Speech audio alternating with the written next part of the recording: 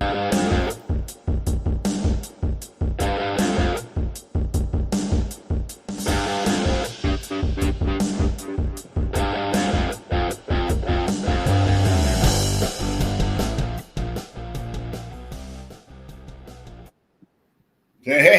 good morning, hockey fans. This is Stephen Heisler with HeisHockey.com, the Victoria's Hockey Company, and the Junior Hockey Discussion Group on Facebook. You are watching the Junior Hockey Morning Show. We are live on WSBN.TV up in Canada, YouTube, Facebook, Twitter. Hopefully in your living room this morning, you're listening to us in your car. Hopefully you're enjoying this fine post-Memorial Day, which is Tuesday, May 30th. This morning, our guest on the hot seat from Buffalo, New York area, Tim Madsen. Good morning, Tim. How you doing, Stephen? And it's going to be a fun show this morning, a little bit longer than usual. Tim's on the hot seat. He's already told me he's not going to answer some questions. I think that's awesome. I love it when people don't want to answer the questions. It means that I'm probably right. We'll go down that line. USA Hockey Standards, CZAR, and then the NAHL's reaction to those standards. If I were the king of junior hockey, one of the first orders of business would be to clone the character and principles of former USA Hockey director Dave Tyler into a newly created position of standards enforcement czar. Timmy, you've been around the game a long time. How well do you remember Dave Tyler? I know the name, and I know his place in the game when he was heavily involved. He was a principal. I think he lived in Waterloo, Iowa forever. He was, really on top of the USHL for many, many years. He, really made sure that teams were living up to their end of the deal on the contracts. Something we haven't really seen since. If Dave Tyler was running the show today, guys like Dave Boyce, Tony Da Silva, and others would melt into obsolescence. It's been said that Tyler would have simply shut the Minnesota Wilderness down right after the issue with the Phelps situation before last season, before that safe sport investigation reached the conclusion. Nobody would have questioned Dave whatsoever for doing that. Tim, how does the NAHL and USA Hockey sleep at night knowing these awful people are still in the game? Well, hockey's no different than any other business or sport in the world. You're going to have good people in the game, and you're going to have not so good people in the game. It's related to anything else, and you just hope that over the course of time, those people get weeded out of the game or that particular business. Those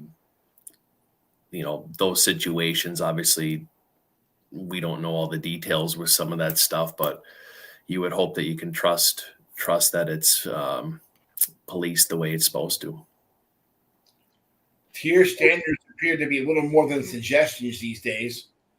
How would you handle the issues if you were appointed the czar of tier standards in USA Hockey? I wouldn't say just USA Hockey, Stephen. I would just say junior hockey in general across North America. I think there's a lot of teams right now, various levels, and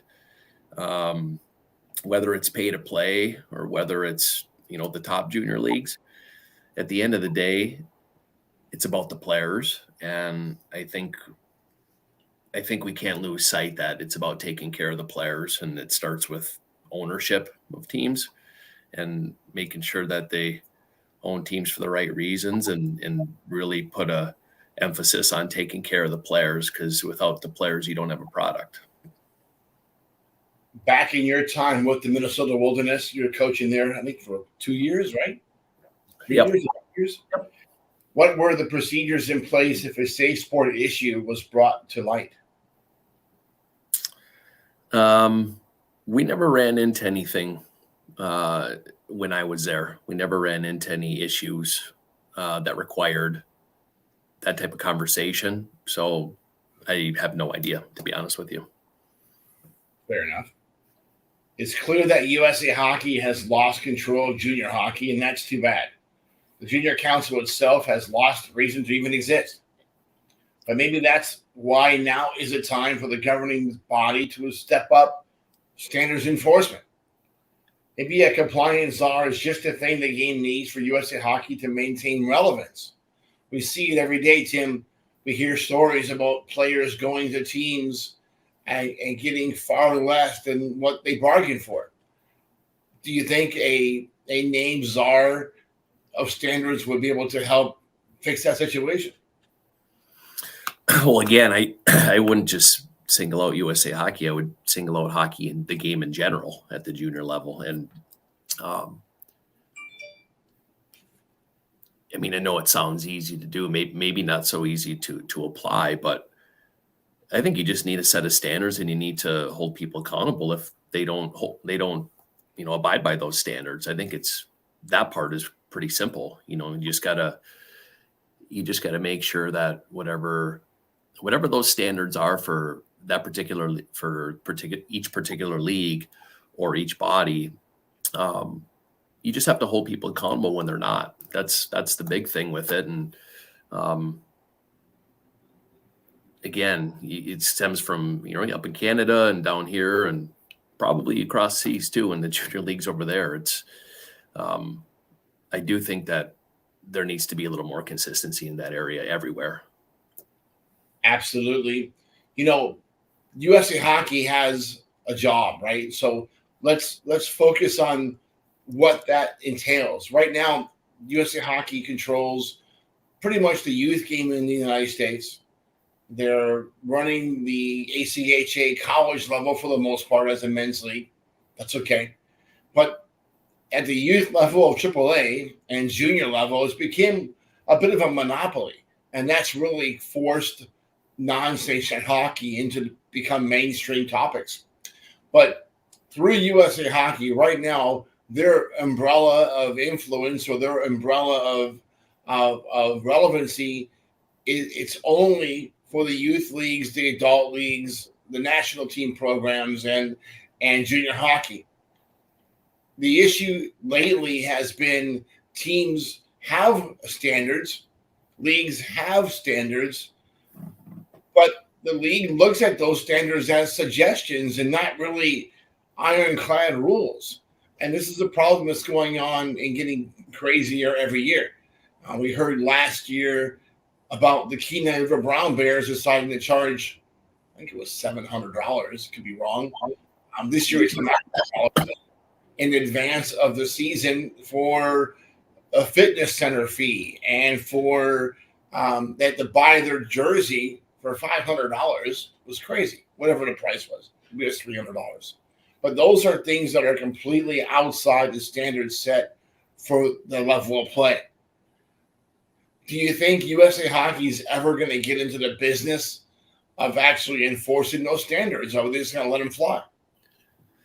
You know what? I can't fully comment on that because I don't know what the exact standards are for each particular league. Like at the end of the day, like for me, having a coaching background, it's you make sure the kids get fed, you make sure they're fitted correctly with the equipment for their safety. You make sure the travel is safe, and obviously you make sure there's supervision when needed. Obviously, when you go to your billet house, you're trusting them that they're going to supervise the player. But I can't really fully comment. I don't have the full page of standards in front of me, but just for me as a former coach, just those are all the core pieces right there of running a good organization or a good league or, a good umbrella of junior hockey, whichever umbrella that may be. Recently, we discovered that Tony Da Silva has been operating freely in New England. Tony Da Silva is a person that's permanently ineligible, banned by Safe Sport, but he's circumventing that ban by operating as an advisor, which is kind of embarrassing. within the rinks in the northeastern part of the United States, maybe Buffalo down to Jersey and up to Maine. Really, that's his area of coverage, if you want to call it that. Maybe uncoverage is a better word. Timmy, what can we do as a sport to lock that animal out of the buildings? Should buildings be punished for allowing that guy back in? Again, I don't know how deep I can comment on that. I know who that gentleman is, but I don't know him, and I don't know what sanctions are against him. I don't know what they're supposed to be. I don't know that answer, Stephen. What I do know is, again, hockey, I always say, like, being in the player rep business, like, you relate. It's just like coaching. It's just like an organization. Like my company, I relate it to a hockey organization or a financial advising organization or a school. Again, you have your good eggs and your bad eggs, and you just hope that the bad eggs weed themselves out of the game or that particular business. We recently discovered that the Silva had a team at one of the showcase events in Boston, and he disguised his team. The guy that was officially coaching the team told the director, "No, De Silva has nothing to do with this team." And De Silva was on the bench and acting as a general manager for this team, contacting players, coaches. He contacted our buddy Cody Campbell about a player. These things are going on and on and on. Should USA Hockey and the North American Hockey League and the USHL and the 3HL put a zero contact ban on somebody that we know is circumventing his safe sport ineligibility? If a coach gets an email from the De Silva, should that email be reported as safe sport? Tim? I don't know that answer because are those events USA Hockey sanctioned? Like, I don't know. And I mean, it's a tough question, Steve.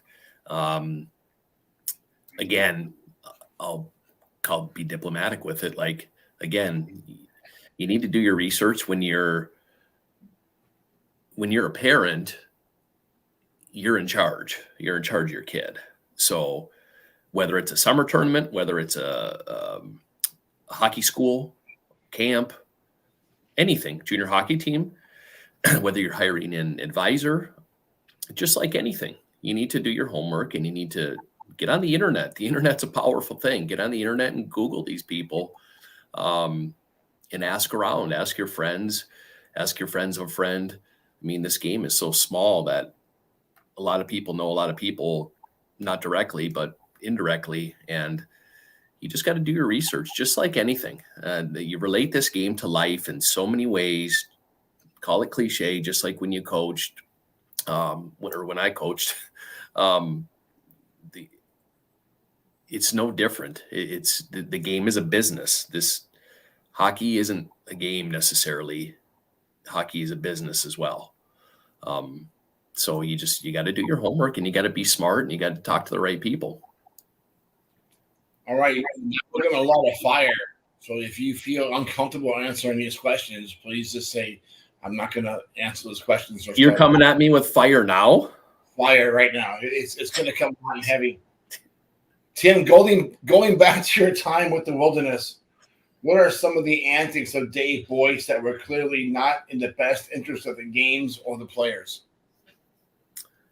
I am not going to comment on that, on the Wilderness. I enjoyed my time coaching there. I enjoyed the players. I enjoyed coaching in general, being a head coach, moving kids on to college. We had 2 really good years. And I really enjoyed that piece of it. All right, I'm going to try a different angle here because that was a pretty good no comment. Didn't even laugh or anything, so now my heart's broken. As an advisor yourself, would you ever send a player back to the Wilderness with Dave Boyce still involved with the team? At the end of the day, your job in that line of work is to do what's best for the player. And if the best thing for the player is to play for Brett Skinner and Packy Munson, then the kid will go there and play for Packy Munson and Brett Skinner. Both those guys are outstanding coaches. This one's off the script. How many former Wilderness coaches are still friendly with Dave Boyce that you know of? I don't know that answer. Very good. Okay, as advisors, we both are in the business. We can't make hockey choices for our players. All we can do is present the best options based on the player's ability and expected needs of the targeted teams we're suggesting. I like to steer away from organizations with a history of issues, or even from coaches where a good relationship has not already been established. When doing the same for your own clients, how important are those suggestions? Really important. That's what the job is, in my opinion. A huge part of what the job is. And it's really hard to get that point across to families because of FOMO and the internet, social media. Johnny Johnson's playing in this league. I'm better than him. Why am I not in that league? And it's really challenging to get the point across to people that it's not necessarily the league, it's the organization. So I would recommend to a player, say there's a really good junior A league and the kid's good enough to play there, but the organization in particular that wants that player, I don't trust, I don't agree with how they operate. I don't know if maybe think they're good people. Well, then let's go to this league because this organization is exceptional and I know you're going to get taken care of. And at the end of the day, you're still going to have the same end game. So that piece is very challenging in this business. But if people are willing to listen and be open-minded to it, they're probably going to be thanking you down the road. With the implication of the transfer portal in your time as a college coach, how much has the recruiting process been for colleges, and what's been the negative effect on junior hockey players with the transfer portal? Well, the kids that have played junior hockey the last couple of years are playing junior hockey at the worst time in probably the history of the game regarding college hockey and junior hockey. It's hard.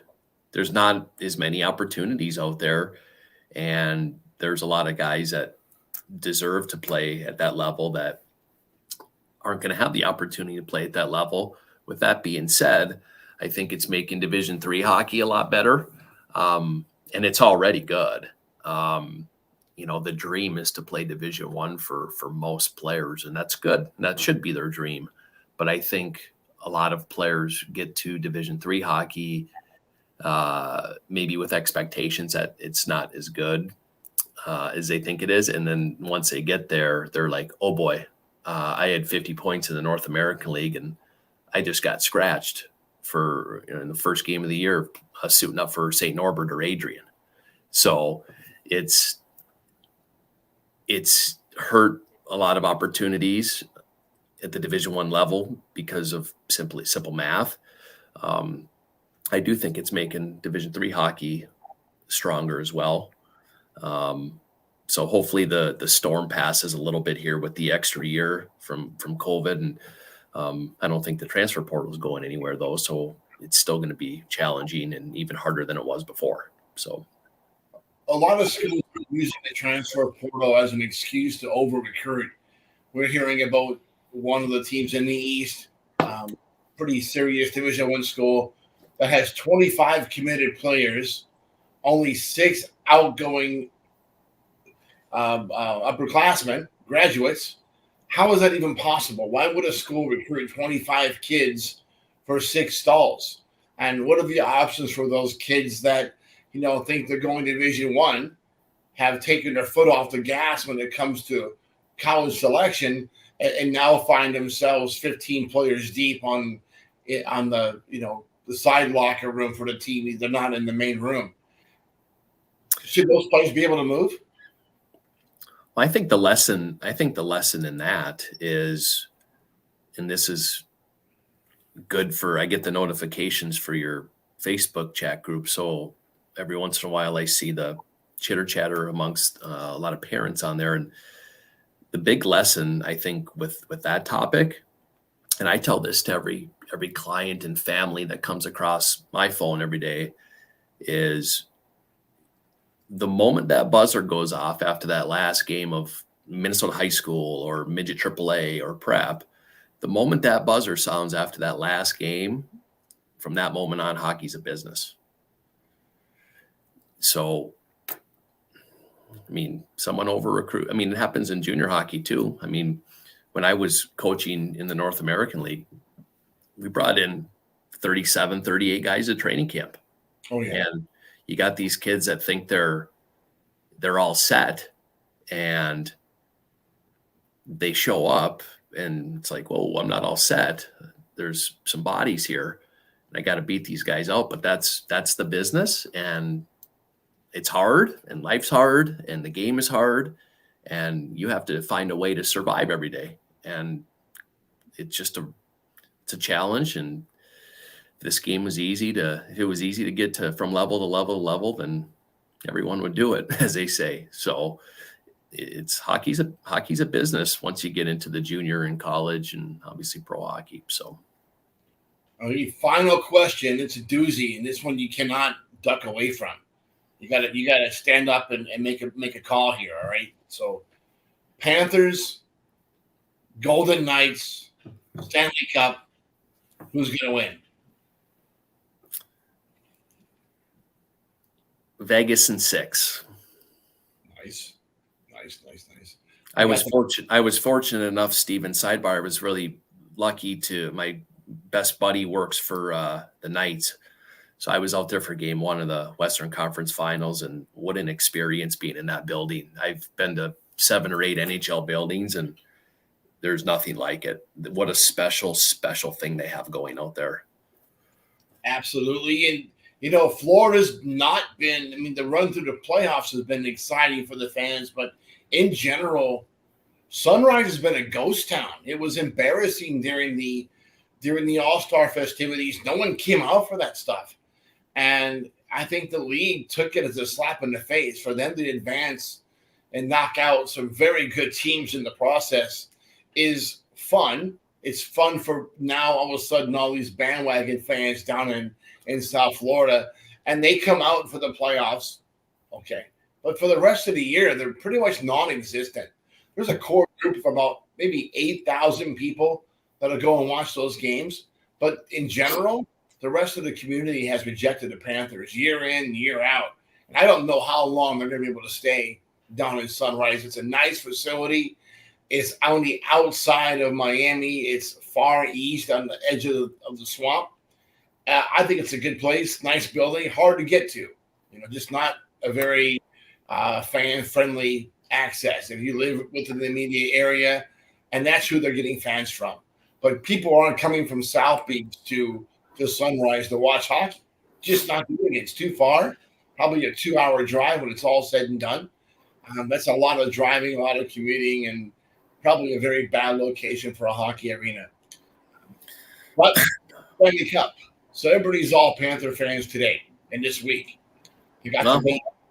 Hopefully winning cures all, and things change, and they're get a little bit more consistency with the fan base, and hopefully they're gaining some new fans that will become full-time fans, not just fair weather fans. And I think it's great for hockey having them in Vegas in the finals. Well, everybody can wear shorts to the games, right? Both places. You can wear flip-flops to the games if you want to. You can go to the beach and in Florida down in Sunrise when you're watching those games, and you go to Vegas, you can hit the strip and go to the casinos, wear your shorts, enjoy the sun, sit by the pool. It's going to be grand. I got to meet one of the owners of the Golden Knights. Was in my car here a few weeks back. I think we're going to get him again while he's in Sunrise. Should be fun for 4 days, 3 days. We'll see. Are you gonna go to one of the games? You should do one of your shows live from an afternoon show live from the concourse. Nah, I'm sure they're gonna have me work it. I'll be the guy in that black suit with a little thing in my ear. Hey, who's that guy from the Secret Service? That's how they treat me all the time. So I'll just go incognito and I'll probably do some shows from. I'll do something from there if I'm there for 3 days because I'm gonna have to. Poor Tommy, be stuck in the hotel room while I'm working, but it should be fun. All right, folks, that's it for today. Timmy, you got your cup? No cup? You got my cup, Tim Hortons sponsor. Hortons. We hope that you enjoy your morning coffee